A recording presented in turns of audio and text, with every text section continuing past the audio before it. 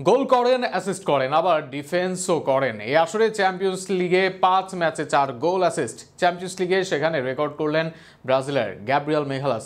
সব মিলিয়ে যেন অলরাউন্ডার ব্রাজিলিয়ান এই সেন্টার ব্যাক। চ্যাম্পিয়ন্স লিগে গ্যাব্রিয়েলের পারফরমেন্স ও রেকর্ড নিয়ে বিস্তারিত থাকছে প্রতিবেদনে।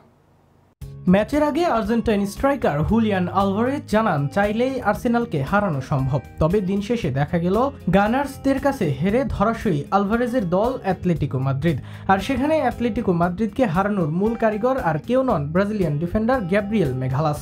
এই মৌসুমে আর্সেনাল লিগ ও চ্যাম্পিয়ন্স লিগ মিলিয়ে 12 ম্যাচে মাত্র 3 গোল হজম করে এর মাঝে রাখে 9 ক্লিনশিট।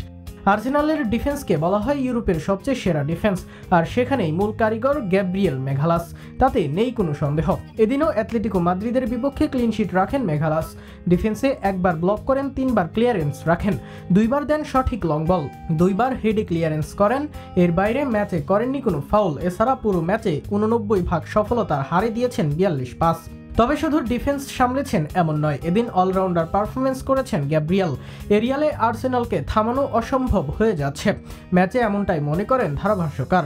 আর সেই এরিয়ালে আর্সেনাল অ্যাডভান্টেজ পায় গ্যাব্রিয়েলের কারণে। কর্নার থেকে হেডে গোল করতে দক্ষ তিনি। অ্যাটলেটিকো মাদ্রিদের বিপক্ষেও গোল করেন সেই হেড থেকে। ডিক্লাইন রাইসের করা সেট পিস থেকে দারুণ এক রান নিয়ে স্পেস আদায় করেন মেগালাস, আর সেই রান থেকেই হেড নেন তিনি।